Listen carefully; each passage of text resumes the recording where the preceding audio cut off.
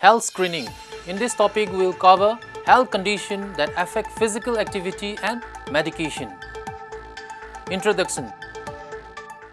With the average population as increasing in industrialized countries, there is an increase in proportion of older adults, many of whom are at risk for developing non-communicable chronic health conditions.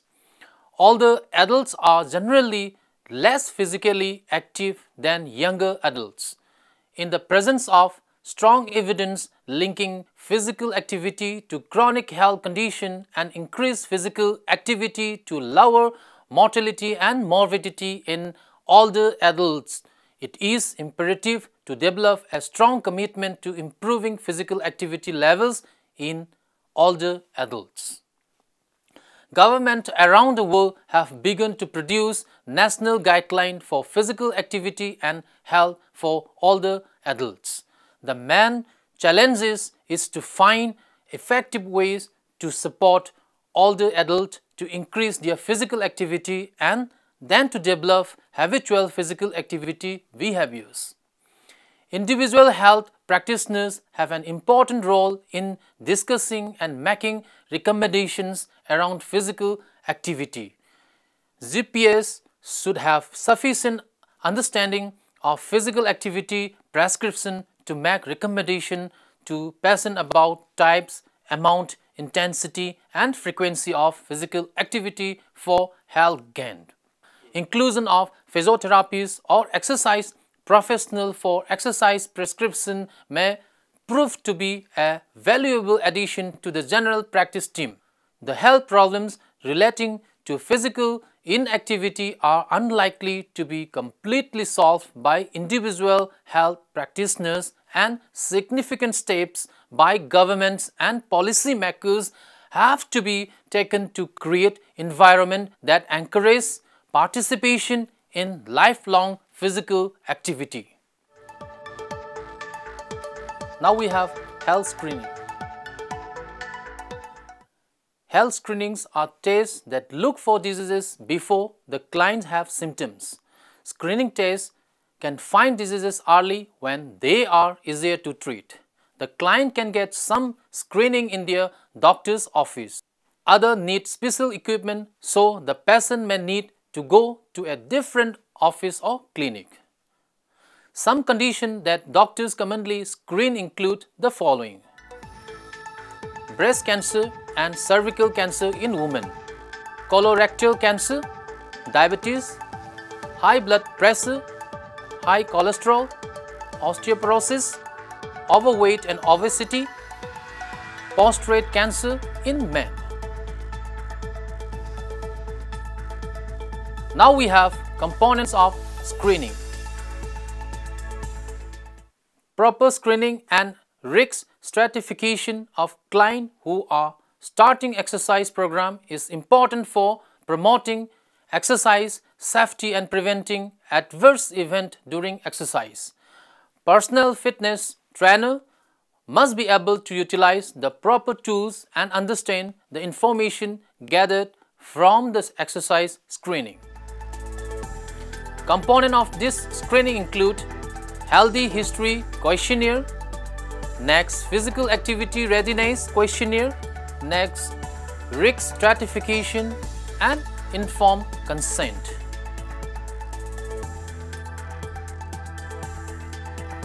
Now we have HHQ and PAR-Q. The HH questionnaire and PAR questionnaire are critical first steps in the exercise screening process. They help exercise professionals to determine whether client need physician referral before starting an exercise program, to recognize clients who require exercise program modification based on physical limitation, and to identify clients for whom exercise training would be inappropriate or unsafe. Administering HH questionnaire to clients should be a standard procedure for all PFTs. However, the information collected using an HHQ may vary by facility. In general, HHQ should cover a number of basic areas. Number 1 areas, demographic information including healthcare provider information. Number 2 area, medical diagnosis including cardiovascular, pulmonary, metabolic and musculoskeletal disorder. The third area, history of symptom for disease, that is chest pain, dizziness, shortness of breath, palpitation, musculoskeletal pain, etc. Number 4th area, family history, that is primarily immediate family including mother, father, sister and brother. Next, previous physical exam, lab and exercise test result. Next, we have recent illnesses, hospitalization, medication and allergies. Next, we have health habits, that is diet, stress, tobacco, alcohol, etc. and exercise and work history. Next, pregnancy status. The PAR questionnaire is considered a minimal standard screening tool for clients starting a moderate intensity exercise program and should be used in conjunction with the HHQ. The PAR questionnaire is mostly used to identify when physical activity would be appropriate for a client or whether a client should seek medical advice before starting a program. The PR questionnaire consists of 7 questions referring to signs of symptoms suggestive of disease that exercise can exacerbate. The questions have simple yes or no answers. If client answer yes to any of the questions, they should be referred to as physician for further screening. Now we have risk stratification. Some of the most important items that should be identified with this screening tools are coronary artery disease, so-called CAD risk factor. This risk factor can be associated with overall promotion or development of CAD, that is 7 positive risk factor, or with the prevention of CAD, that is 1 negative risk factor. Interestingly, risk factors can be summed to obtain a total number of factors, with a negative risk factor cancelling out a positive risk factor if both are present. SCSM suggests that the list of risk factors are not be considered all-inclusive but rather be used as a guideline when determining if physician referral and further evaluations are needed before beginning a program. Once the HHQ and PRQ are complete, individual client can be evaluated based on their risk of experiencing an adverse cardiovascular event during exercise. According to the American College of Sports Medicine, so-called SCSM, PFT can stratify a client's risk using variables such as age, risk factor and symptoms suggestive of disease. The initial SCSM risk stratification screening defines 3 risk categories. Number 1 risk, low risk. Younger individuals who are symptomatic and meet no more than 1 risk factor threshold, that is from the CAD risk factor chart. Number 2, moderate risk. Older individuals, that is man more than 45 years of age, woman more than 55 years of age, or those who meet the threshold for 2 or more risk factor, that is from the CAD risk factor chart. Number 3, high risk. Individuals with non-cardiovascular or pulmonary disease, non-metabolic disease such as type 1 or type 2 diabetes, or 1 or more sign and symptom suggestive of any of these diseases.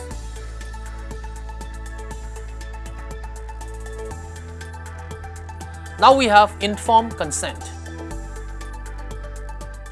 The last step in the exercise screening process should provide an opportunity for all clients to give informed consent before beginning an exercise program.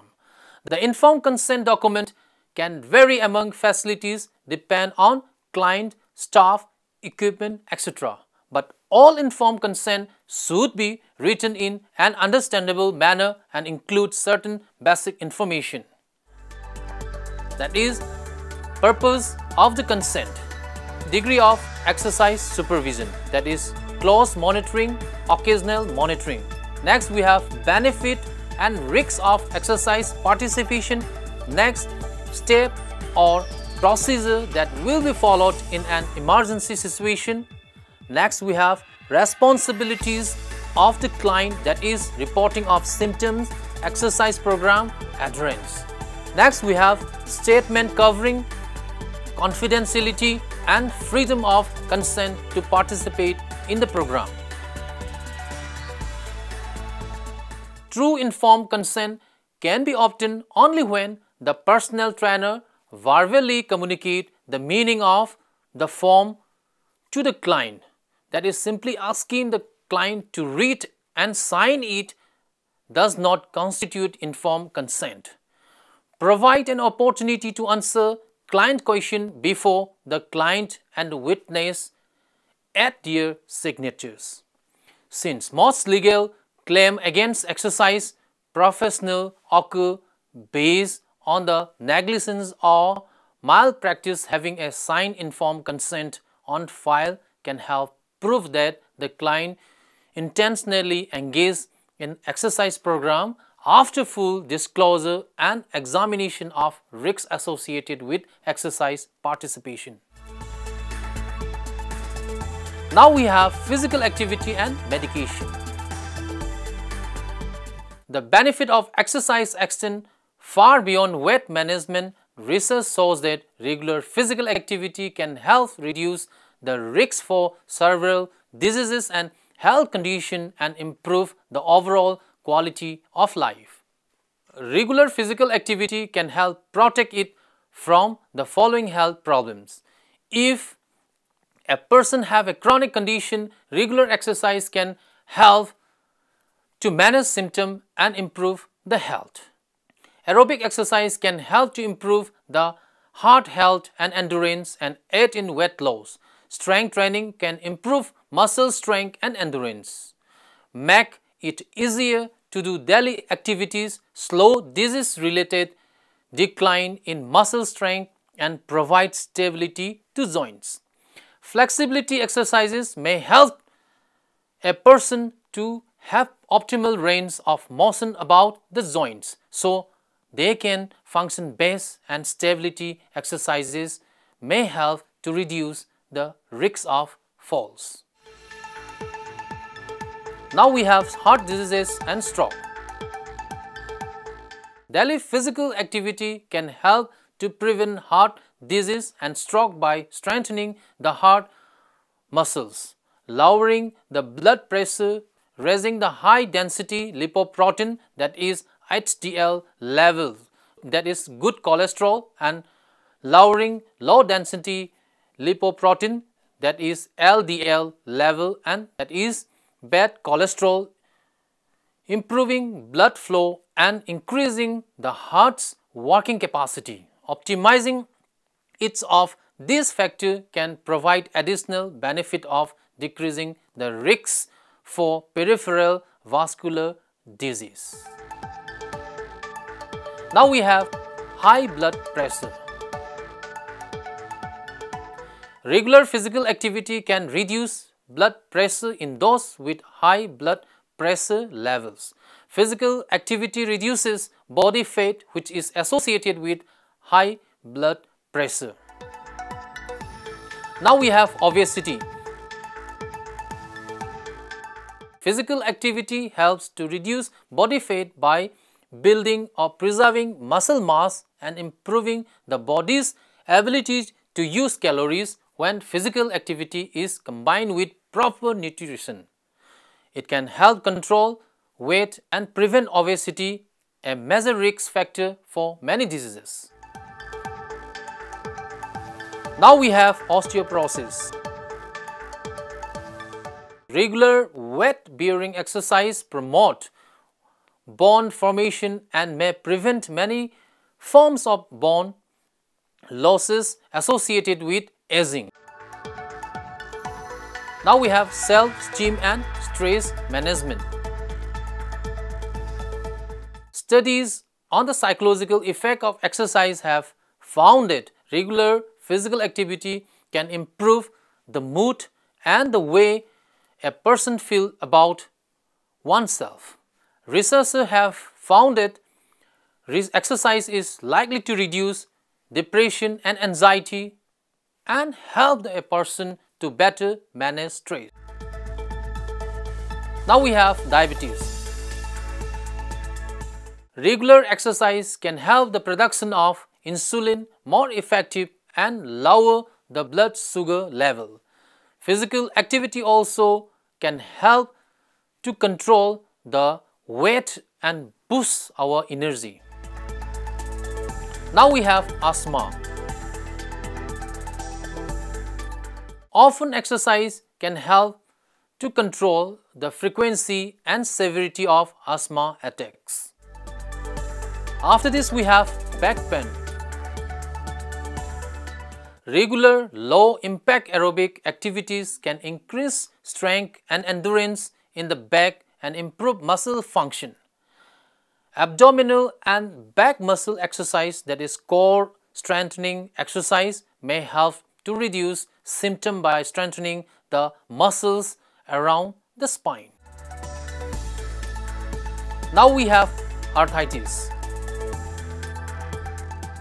Exercise can reduce pain, help maintain muscle to strengthen in affected joints and reduce joint stiffness. Now we have disability. Running and aerobic exercise has been shown to postpone the development of disability in older adults. After this we have conclusion. Many physical disorders have been identified that are more prevalent in individuals with severe mental illness, that is SMI, in addition to modifiable lifestyle factor and psychotropic medication side effects. Poorer access to and quality of received health care remain addressable problem for patients with SMI. Greater individual and system level attention to these physical disorders that can worsen psychiatric disability, treatment adherence and life expectancy as well as quality of life will improve the outcome of this generally disadvantaged population worldwide.